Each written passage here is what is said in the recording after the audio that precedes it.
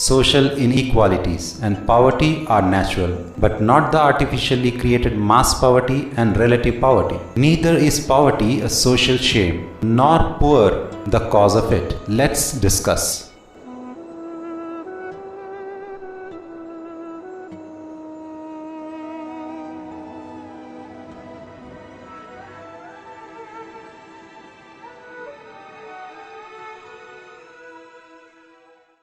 This is the first episode in a new series about poverty. The idea of poverty, transition from traditional societies to market society. Poverty as a social stigma. Various divine social systems claim social equality and helping the poor. Similarly, what does the religion of Islam offer to get relief from this poverty? Does it offer a set of some temporary solutions or offer the society a complete package of poverty relief by creating or rather recreating a society based on generosity and compassion, a society of God-fearing and selfless rulers, masses helping each other for the sake of pleasing their creator God, a system of accountability where goodness is appreciated and evil is highly discouraged, where money is not God, and ultimately individuals and groups performing their duties, not aiming for the pleasures of this earthly life but the real life to come after death. Secularism and legalizing accumulation of massive wealth at the cost of the whole society.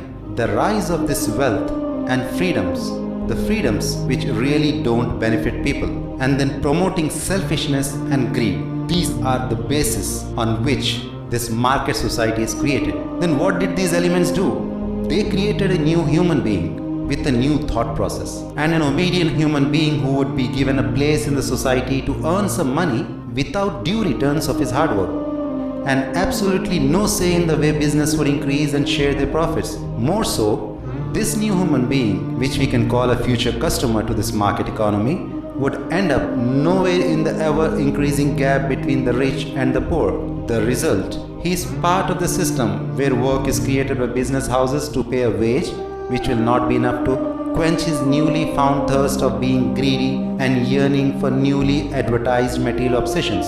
This customer, as we call him, would then get caught up in a vicious cycle of work and spend. Ultimately, the society would provide them of a dream where buying new things and attaining false freedoms would become a necessary evil and always a moving target, filling up the coffers of the richest, blaming the poor themselves for overproducing children and not contributing to the development of modern economies. This mass poverty, as we know, has increased manifold, with top 1% finding ever increasing ways to multiply their insane amount of wealth at the cost of destruction of lands through wars, political control of countries, grab of raw materials, endangering the planet's climate, and making poor work at ridiculously low wages.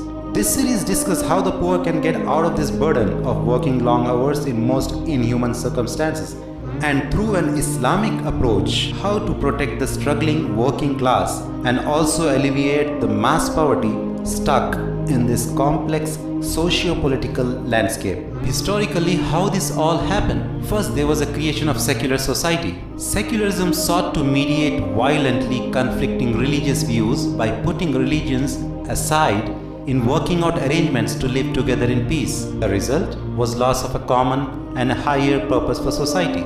This transition from a traditional society which always upheld compassion, generosity and community help as a divine duty, and where duty and responsibility to the poor given more preference than false freedoms, to a modern society as a collection of competing communities without common values or objectives. One important and surprising consequence of the loss of common purpose for society was the elevation of certain intermediate goals like freedoms and wealth to the status of final purposes of living a pious life on this earth and achieving paradise after death. Moreover, surplus production created by Industrial Revolution led to the emergence of a market society where people are encouraged and trapped into buying things they don't need. Now, the society started to think differently about their goals in this world. The rise of wealth and freedom was the cause of losing a traditional society.